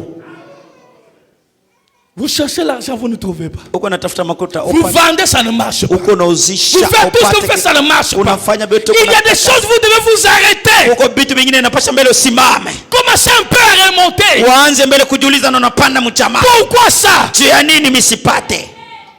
Pourquoi? Juu ya nini? Pourquoi ma vie est ainsi? Juu ya nini maisha yangu yenye kufungwa? Pourquoi? Juu ya nini? Et Dieu vous révélera. Mungu atakufunulia. Et tu sauras na utajua qu'il y a un problème dans le sang. Asema kuna tatizo. Que nous avons hérité des choses. Amba tuliriti vitu vibaya. Aussi longtemps que tu seras conscient, wakati wote utajua, alors tu peux changer. Pale unaweza kubadilisha. Tout ce qui est révélé peut être changé. Vyote vinafunuliwa vinaweza kubadilishwa. Alléluia. Amen. Tout ce qui est révélé peut être changé. Roho inawezekana kubadilisha. Parce que Dieu kwa sababu Mungu l'a dévoilé. Anafunua. Ça perd sa force. Inapoteza nguvu vile vinafunuliwa. Amen. Amen. Amen. Amen. Chacun doit voir. Kila mtu anapaswa kuangalia. Qu'est-ce qui ne marche pas? Ni nini kitu kinakiendeka? Pourquoi son âme est étouffée? Yani nafsi yangu inazimishwa. Pourquoi n'arrive pas à évoluer? Yani sifike mkuendelea mbele. Surtout ici. Zaidi hapa. Écoutez avec tous les messages que vous écoutez, la parole que vous écoutez. Na ine yote mko nasikia. Quand vous sortez dans votre maison, vous quittez l'église, vous revenez, il y a un changement qui s'est fait. C'est comme si vous n'étiez pas dans sa présence. Pourquoi vous n'arrivez pas à garder? Je m'adresse ici. Il y a trop de mal en vous. Trop. Il est temps qu'on commence à vous dire la vérité. Pour que cette vérité-là vous délivre. Je ne vous avais jamais prêché comme ça. Si on ne parle pas ainsi, vous ne serez pas changé. Amen. Amen. Amen, peuple de Dieu. L'état est arrivé. Si tu sens en toi là-bas, il y a une force là qui t'attire. Tu ne vois que les songes. C'est bien, mais ça doit évoluer. Si ça n'évolue pas, vérifie la source des songes.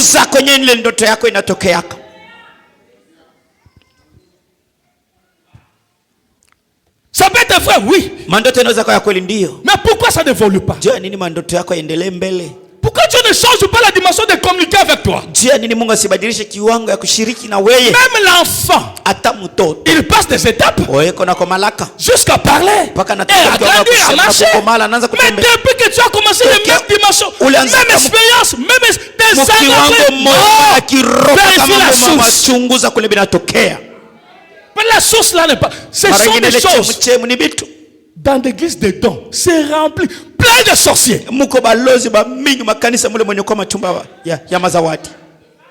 Oh, je vois.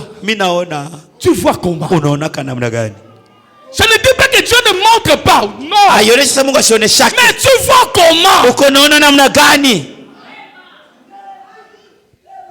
Comment la haine plaît dans ton cœur? Non.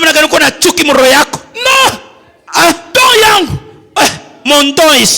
Comment ton cœur? Oh, la haine. C'est ça même la force de Satan. Comment la haine plaît dans ton cœur? Oh, je vois. Mais cette haine-là.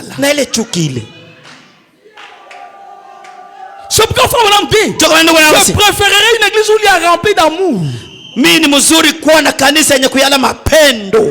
Parce que Dieu est amour. Comment toi tu es un don? Vérifie. Vérifie. quelle source tu tires de ça? Ni chemchemu gani? Wapi kwenye uko napokea, uko napata ile? Pourquoi il n'y a pas l'humilité en toi? Juu ya nini ujishushake mbele ya Les watu? dons, mon don. Mimi naonaka zawadi yangu Ce qui vient de Dieu, kenye kutoka kwa Mungu. il y a c'est pourquoi frère mon dit. Ndio kwa ndugu na masema, La seule manière que vous devez éprouver les dons, namna moja tu unaweza kupima quand mazawadi. vous faites des remarques à ces dons-là, Wakati uko namuonesha il makosa, n'arrive pas à s'humilier. asijishushe, Écartez ça. amutupe nje pembeni. Parce que le signe de Dieu, Jua la Mungu c'est l'amour ni upendo et l'humilité. na kujishusha. Pourquoi toi, Juu ya nini il wewe? n'y a pas ça? Hakuna kujishusha na Toutes mapendo. choses on corrige. Vitu vyote vinavinyoloshaka. Je sais. Najua. Dieu a dit, Mungu alisema, il y a ceux qui habitent dans les ténèbres. Mungu bali bako nekana. Ils sont là. Beko hapa. Mais Dieu Lakini a mis dans leur cœur la sémence. aliweka ndani yao mambe. Alors si vous êtes là, Kama uko pa- c'est pour votre délivrance. Juu ya ufungulivu wenu. Ne fermez pas le cœur. Usifunge roho yako. Ouvrez vos cœurs. Fungua moyo wako. Abandonnez-vous Ujiachilie au kwa soleil. Ujitandike Les ténèbres kichwa. vont s'enfuir. Giza itakimbia. Parce qu'ici, Kwa sababu c'est hapa Dieu. ni On ne Mungu. peut pas vaincre Dieu. Hauwezi kumuwina Mungu hapa. Impossible. Haiwezekani hata kidogo. Tout ce que vous allez faire, Vyote utafanya. c'est pour votre propre mal. Utajitendea mabaya peke yako. Abandonnez-vous. Tu Lakini ne ujiachilie peux tu. pas vaincre. Hauwezi Tu kuwina. ne vaincras pas. Hautamuwina Mungu hata kidogo. Impossible. Haiwezekani. Abandonnez. Ujiachilie tu. Même si tu peux réussir aujourd'hui, Hata kama unaweza leo, ne crois pas que tu réussiras toujours. usiwaze sema utaendelea On ne kuweza. peut pas vaincre Dieu. Hauwezi kumwina Mungu. Tu t'es fait du mal toi-même. Uko unajitendea Mais mabaya. Dieu t'a appelé Na Mungu alikuita pour la délivrance. sio fungulivu. Abandonne-toi. Ujiachilie tu kwa Mungu. Tu es là. Uko- Écoute-moi très bien. Unisikie sawa kabisa mzuri. Tu ne peux pas vaincre Dieu. Hauwezi kumuwina Mungu ama kumshinda Impossible. Mungu. Haiwezekani. Abandonne-toi simplement. Ujiachilie Ce tu. que tu as fait, Sawa kufanya. écoute-moi. Usikie Abandonne-toi seulement. lakini Simplement. ujiachilie tu kwa Mungu. Prends les armes. Chukua masaa yako. Dépose. Bulozi uweke chini. Abandonne-toi. Ujiachilie tu kwa Mungu. Dieu va te visiter. Na Mungu atakutembelea. Dieu va te sauver. Mungu atakokoa. Prends les armes. Hein? Beba. Dépose. Chuki uiweke chini. Ne combat pas. Hapana kukombana. Tu ne sortiras pas vainqueur. Hautawina Mungu C'est hapa. toi qui mourras. Wewe ndio utakufa. Là où nous montons, Kula faites tunaenda. attention. Fanya ange. Dieu avertit toujours. Mungu anakalamushaka kila mara. Il avertit toujours. Anakalamushaka kila mara. Quand les ténèbres Wakati ne giza peuvent pas régner haiwezi longtemps, kutawala il y a un temps pour toutes choses. Kuna wakati juu ya kila jambo. Tu ne sortiras pas vainqueur de ce Hautakuwa combat. mshindaji mwinvita, hapana. Parce que c'est Dieu qui fait son programme. Juu ni Mungu ako nafanya Tu ne mipango. peux pas empêcher Dieu. Hauwezi Il kuzuia avait Mungu. promis Alilaka que cette église Aseme kanisa sera sans tache, itakuwa bila ni ride. wala Même mkosi. Satan lui-même Hata shetani ne peut pas interrompre ce programme. hauwezi kuzuiza Impossible. ile lisitimilike, iwezekane. Alléluia. Amen. Prends les armes ce matin. Chukua bulozi Dépose. wako uweke chini. Dis à Dieu, je m'abandonne. Sema Mungu anajiacha kwako. Tu es grand. Mungu uko mkubwa. Tu es vainqueur. Uko mshindaji. Je ne suis rien. Mimi si kitu. Tu m'as vu. Unaniona. Tu m'as vu. Unanivumbula. Dans ce que je fais, Mbele niko je nafanya. m'abandonne. Najiacha tu kwako. J'ai compris. Naelewa. Tu m'as appelé Ulinita. pour m'aider. Cha kunisaidia. Mais moi, je suis là Niko pour pale. te combattre. Cha kukombanisha watu. Pardonne-moi, Seigneur. Bwana Je unisamehe. m'abandonne. Najiacha kwako. C'est le fait. On ne peut pas vaincre Dieu. Hauwezi kumwina Mungu. Alléluia. Amen. On ne peut pas vaincre Dieu. Kama hata kidogo hauwezi kumwina Mungu. Est-ce que l'église m'attend très bien? Kanisa nanyelewa vizuri. Est-ce que vous m'attendez? Eti mnaelewa?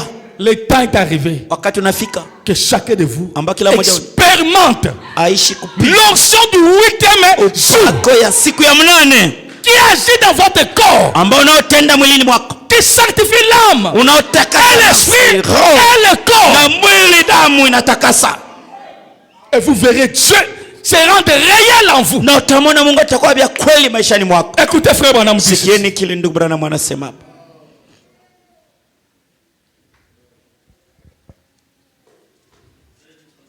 Est-ce qu'on proclame Seigneur?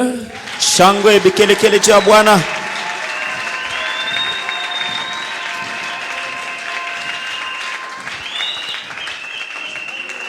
L'union invisible de l'époux de Christ. Muungano usionekana wa bibi harusi wa Kristo. 25/11/1965. Tarehe 25 mwezi wa 11 mwaka wa 65. Pour la tradition de Shekinah 210. Kugeuzwa kwa Shekinah Paragraphe. 10 kifungo yake. Et pour la voix de Dieu, nous allons commencer par 273 et 274. Ya sauti ya Mungu iko naanzia 274. Écoutez le péché maintenant. Sikieni zambi Le sasa. péché maintenant, Zambi sasa. c'est pas ce que vous pensez. Aina kile kuna wazia. Le péché, Zambi. qu'est-ce que c'est? Maana yake nini? Le péché, c'est l'incrédulité. Ni kutokuamini. L'incrédulité, les gars, de quoi? Kutokuamini nini? La parole. Kama unakatala kuamini neno unafanya dhambi. L'incrédulité à l'égard de Dieu qui est la parole. Unakatala kuamini Mungu mwenye kwa Quand neno. Dieu est à l'œuvre, Wakati Mungu yuko mkazi. la parole vivante à l'œuvre. Neno lio hai mkazi. Parler en mal, Kusimanga. c'est être incrédule, c'est être le méchant. Le méchant ne comprend pas. Mwovu atatembea mwile njia. Les méchants, ce ne sont pas les gens qui font le mal. Hana bakuta tumbako. Benye kona fanya busharati hapana. Qui boivent de l'alcool. Benye kunywa pombe hapana. C'est pas ça le méchant. Hana njo Les méchants, ce sont les gens qui se disent des Ni chrétiens, watu wenye kujiita mais qui ne Wakristo. voient pas la promesse de leur Lakini jour. habana mkono ama kuitika lako ya siku yabo. Voilà les méchants qui Oh en non, parlent pas mal. Wanaosimanga. Il dit Wanasema l'incrédulité à l'égard de Dieu qui est la parole. kutokuamini Mungu mwenye kwa neno. Écoutez, pur, Safi. sans mélange. Bila Oh, kuchanganya. alléluia. Hewe. Elle partira bientôt vers les cieux. Hapa sasa bibi harusi ataenda kumbingu. Elle se tient prête par ceci. Na wazeni eko tayari. Un vêtement lavé par l'eau de la parole ensanglanté. Asema mavazi mangu yake yote banaisampisha na neno yenye kuwa na damu. Une parole qui saigne.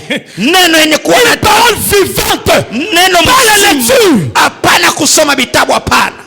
Pas une parole passée. Hapana neno ya Une zamani. parole vivante. Neno Quand hai. vous écoutez, ça vous Wakati unasikia sanctifie. ile neno Ça vous lave. Ça vous inakunawisha. nettoie. Ça vous Inakunawisha. remplit. Inakufanya Sans safi mélange. bila kuchanganya. Amen. Donc frère Branham l'a dit. Ndugu Branham alisemea hayo. C'est que je vous parlais là. Kile niko nasemea. Il dit pur sans mélange. Comment ça doit être? Safi bila kuchanganya. Namna gani L'époux doit écouter une parole qui saigne. Asema bibi harusi anapaswa kusikia neno yenye kuna Une parole vivante. neno iliyo hai mzima Pour la sanctifier. juu ya Il dit kumtakasa. la parole est devenue le sang. Asema neno inakuwa damu. La parole a saigné pour vous. Asema neno inavuya Et damu vous juu êtes yenu. lavé dans une parole. Na munanawa Ensanglanté. muneno yenye kuwa na damu. La parole qui saigne. Neno iko navuya damu. La vie de Dieu dans la parole. Uzima wa Mungu ndani ya La neno. parole a saigné pour vous. Na neno navuya juu Afin yenu. que vous soyez lavés de la souillure de ces prostituées. Ili munawishwe na ile buchafu ya ule kahaba ndumba. Que vous soyez purifiés, Mutakaswe. sanctifiés Benye par le kutakaswa. lavage de l'eau de la parole. Kupitia maji ya neno. Et grâce à cela, votre esprit et votre cœur s'appuient fermement sur Dieu et sur sa parole. Asema kupitia ile maji ya neno roho yako inategemea pa Vous neno. voyez comment vous devez te purifier? Namna gani mtatakaswa? C'est par la prière, Ni kupitia maombi, c'est par la lecture. ni kupitia usomi. Oh, que Dieu pardonne mes bien-aimés frères Mungu asamehe ndugu wangu wapendwa qui écoutent les bandes, wenye kusikia mabanda. les pauvres frères. Oh, bako lelewe baba wenyewe. Que Dieu les aide. Mungu abasaidie. La voie pourvue par Dieu, Njia yenye Mungu c'est pas anatayarisha ça. haina kusikia mabanda. La voie pourvue par Dieu Ile njia Mungu anatayarisha pour votre sanctification sio totale, utakaso wewe c'est kabisa. écouter la parole Ni kusikia dans un neno homme. ndani ya mtu. C'est le lever du soleil. Ni asubuhi. C'est le lever du soleil. Ni Prêchez alfajiri. les 18 465. tarehe 18 mwezi wa 4 mwaka wa 65. 246, 247 on descend. 246. Semblable à l'expérience pentecôtiste aujourd'hui. Asema inafanana na maisha uchupavu ya Kipentekosta leo. Et la venue du Saint-Esprit, na kuja kwa Roho Mtakatifu comme promis en ces derniers jours, katika siku za mwisho, c'est semblable au titre incontestable d'une propriété. Asema inafanana na kile kitabu cha wenyeji kenye mtu hawezi kupingana. La venue de Dieu aujourd'hui, Mungu analinganisha kuja kwa Mungu leo sawa vile cheti ya wenyeji incontestable yenye mtu hautapinganisha nayo. Ce dans l'homme, Mungu ndani ya mtu. Amen l'église. Amen. Donc, oui. Vous pouvez avoir un titre bien sûr. Kweli unaweza kuwa na vous pouvez avoir un titre pour une propriété.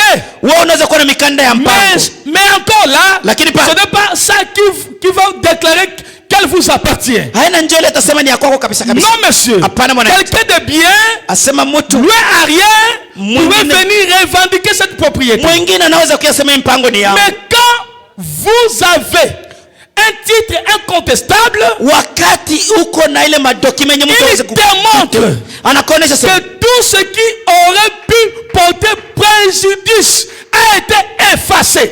Asema vyote vyenyewe vinaweza kufanya ke hivi hii madocument siko yangu banesha bizimisha vyote jusqu'au tout début de la fondation. Donc ça efface. Asema nazimisha mbele ya Baba mbingu na dunia. Oh, mon père a fait. Oh, baba yangu alifanya. Ma mère avait fait. Oh, ma cérémonie avait fait. Cérémonie. Ça efface. Asema iko nazimisha bila totalement. Vyote hata vya mudamu.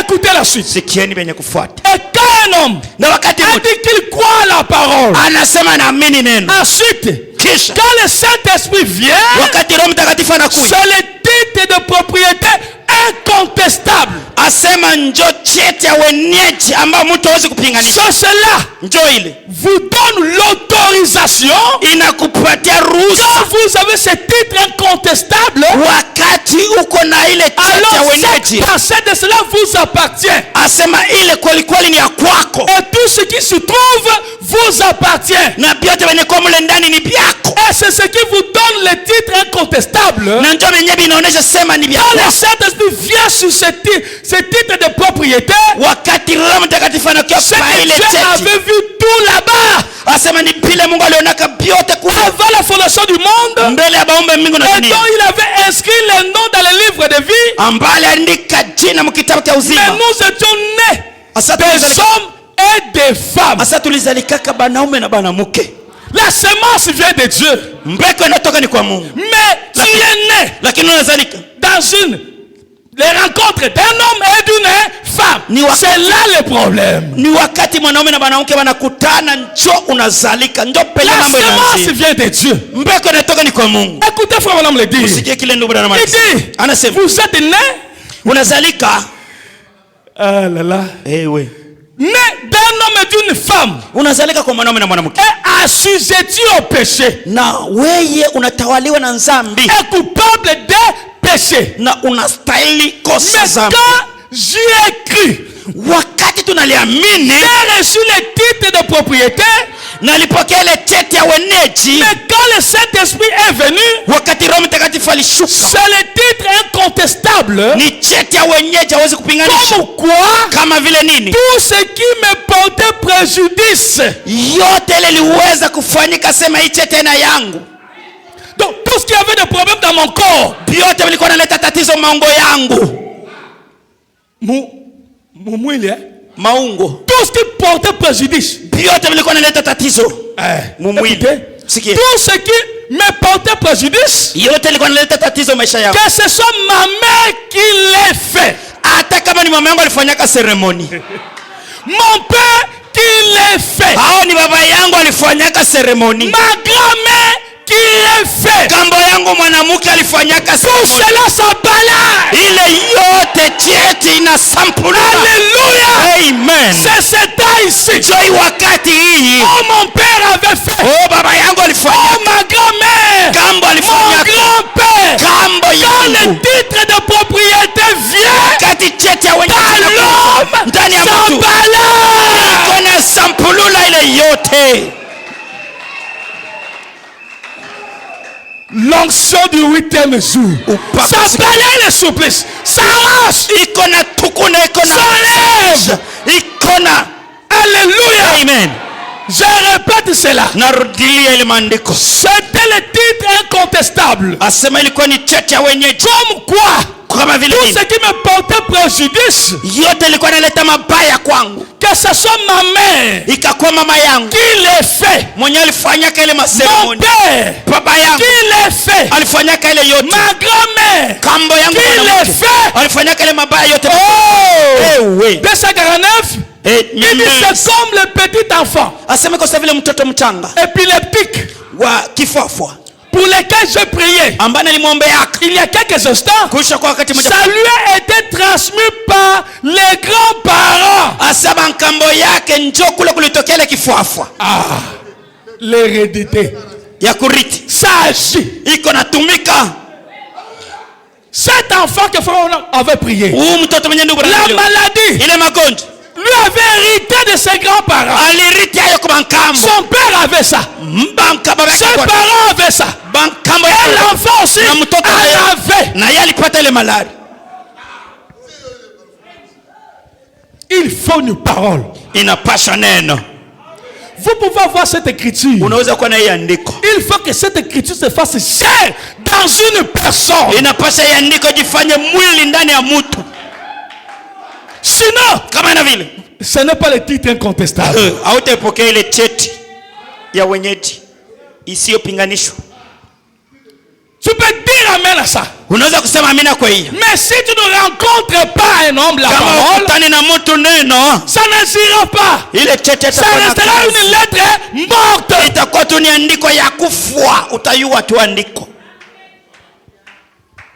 Il dit, Anasema c'est comme cet enfant-là, iko sawa ule mtoto ule pour lequel je priais. ambaye nilimwombeaka. Il y a quelques instants, Et- ça lui avait été transmis par les grands-parents. Ile magonjwa ilitoka ni kubankambo yake. L'épilepsie avait été transmise à cet enfant.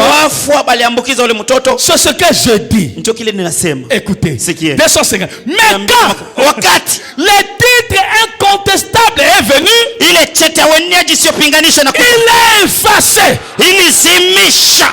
Il a fait abstraction de tout. Asema yeye hakukuwa tena kitu. C'est-à-dire, Ni kusema- ça détruit, ça enlève, ça arrache. Iko na tukuna, inaribu, inapomola, inaongola vyote. Ce que le Saint-Esprit ne fait pas, Kile Roho la Mtakatifu parole vient arracher. kuya inatukuna, Détruit. inakaa Ça kupomola, dérange plus. inakufanya safi. Ça fait attraction. Donc c'est comme Oh. s'il n'y avait rien. Asema hakuna kitu kenye kitasimama. Ton sang devient pur. Damu yako inakuwa safi. Très pur. Safi kabisa Ton kabisa. corps devient pur. Mwili wako unakuwa safi kabisa kabisa. Comment? Namna gani? Le titre de propriété Cheti cha wenyeji incontestable. ambayo hauwezi kupinganisha. Alléluia. Amen. Ne sois pas comme un Seigneur Jésus. Shangwe juu ya Bwana Yesu Kristo. Que Dieu soit loué. Mungu asifiwe. Alléluia. Amen. Alléluia. Amen. Le titre de propriété incontestable. Cheti ya wenyeji ambao mtu hawezi Mais kupinganisha. quand le titre incontestable est venu, Wakati ile dokima ya hautapinganisha il a effacé. alizimisha. Il a fait abstraction de tout. Yeye hakuna kitu aliona mbele yake. Je suis alors le possesseur du titre incontestable. Sasa hapa mimi mu mikono yangu niko na ile madokima yenye mtu atapinganisha. Écoutez, Sikieni. amen. Amen. Et aussi sûr Ni haki kabisa. que l'Esprit Asema Roho a ressuscité Christ entre les morts. ilifufua Kristo toka J'ai wafu. un titre de propriété incontestable. Niko na ile cheti ya wenyeji ambao hawezi kupinganisha. Comme quoi, Kama vile ni je suis une partie de ce corps-là. asema niko sehemu kipande kia ile Par le titre incontestable kupitia ile cheti ya wenyeji Le ambao hawezi Saint-Esprit kupinganisha. Roho Mtakatifu qui fait accomplir à ce corps iko natimiza mwili des paroles exactement la même chose, ce qu'elle avait accompli en lui. asema maneno sawa sawa vile ilifanyaka ndani ya Yesu. Comme il avait promis pour les derniers jours. Vile Yesu alilaka katika siku za mwisho. Les titres incontestables. Ile document huwezi Tous kupiganisha. mes péchés ont été effacés. Banasema hivi, mazambi yangu yote tulizimisha. Tous vos péchés ont Mazambi yenu été yote effacés tulizimisha. par le sang de Jésus-Christ. Kupitia damu ya Yesu Kristo. Et le Saint-Esprit est venu Na Roho Mtakatifu comme le titre incontestable de la propriété de Dieu qui m'a donné par sa grâce. sa vile ile document mtu hawezi kuresiste hayo yenye Mungu alinipatia hayo kwa neema yake. Par sa préscience. Kutangulia kujua kwake. Oh là là. Amina. De quoi avez-vous peur? Sasa kanisa, mnaogopa nini? De quoi avez-vous peur? Mnaogopa nini? Ce n'est pas étonnant qu'il ait dit, Haina kushangali ne sana. crains point, Musiogope. ne crains point. Musiogope. Je suis celui qui était mort. Niko ule alikufa. Je suis le vivant, le Niko nouveau vivant. mzima. Niko mzima. Je suis vivant au siècle des siècles. Makarne na makarne niko mzima. Je tiens les clés de la mort Niko na funguo ya et de wafu ce jour de mort. na ya fasi ya wafu. Ne vous faites aucun souci. Musikuwe na susi hata kiloko.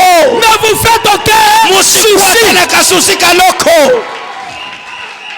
Amen. Même la mort, Hata lufu. même la mort, Banasema hivi. Hata lufu. même la mort Hata lufu. ne vous fera pas le mal. Halutawatendea mabaya. Alléluia. Amen.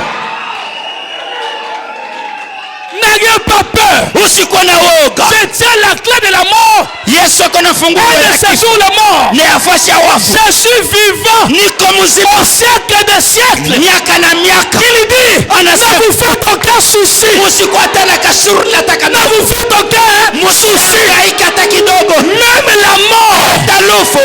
même la mort, Hata lufu. même la mort, Hata lufu. même la mort, Hata lufu. même la mort Hata lufu. ne vous fera pas de mal.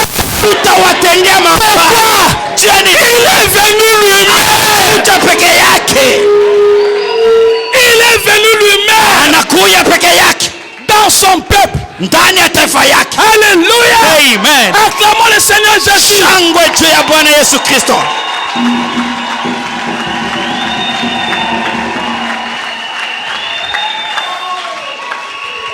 Je répète cela. Narudilia ile Ne andiko. vous faites aucun souci. Musihangaike hata kidogo. Même la mort Hata lufu ne vous fera pas de mal. halutawatendea mabaya. Remarquez, Tambueni. magnifique.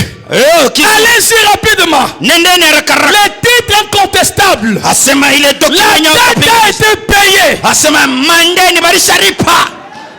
Tout ce qui portait préjudice a été effacé. Asema yote iliweza kututendea mabaya banazimisha.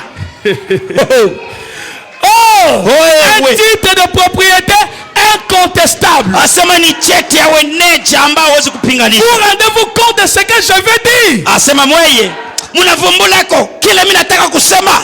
Ne te rends-tu compte de ce que je veux dire, frère? Ndugu dada, unavumbulako kile nataka Il kusema. n'y a rien qui puisse t'enlever. Hakuna kitu kenye kitakunyang'anya. Je suis le possesseur. Mie ndio mwenye Quel nacho. titre de propriété? Ni cheti gani ile Je ya vais wenyeji? maintenant tirer profit Asema Mungu sasa comme na bénéficiaire niko mwenye de sa mort, wakufa de son asservissement, kuzika kwa de Yesu. sa résurrection. Ufufuko wa Il Yesu. est devenu moi. Yesu anakuwa mie. Oh. Amen. Amen. Il est devenu moi Yesu anakuwa pour mimi que je puisse devenir lui. ili mimi niwe yeye. Donc, Ni kusema il est devenu un pécheur Yesu anakuwa pour que je mtendaji puisse devenir un fils. ili mimi nikuwe mwana. Alléluia. Amen. Et être en possession Na nikuwe du mwenyeji titre de propriété incontestable. wa ile dokima yenye mtu atajiopose nayo. Oh, Ewe. en effet, Kwa hivyo voici le signe tazameni qui mwana accompagneront ile ceux tasiri qui ont cru. wale tu Voyez-vous, mnaona le titre de propriété incontestable. mwenyeji hawezi kupinga. Alléluia. Ewe. Alléluia. Amen. Alléluia. Yes. L'onction du 8e jour Pako mafuta est sana venue unakuja enlever kutosha le superflu kile kia yulu. Tout ce qui ne va pas bien en vous. Vyote vilikuwa naendeka maisha yako. Tout ce que le père avait fait. Vyote baba Le walifanya. grand-père avait fait. Jambo walifanyaka. L'ancêtre avait fait. Jambo walifanyaka. C'est lui qui l'avait fait. Yeye ndo alifanyaka. Moi. Hakufanyaka kwa Maintenant là.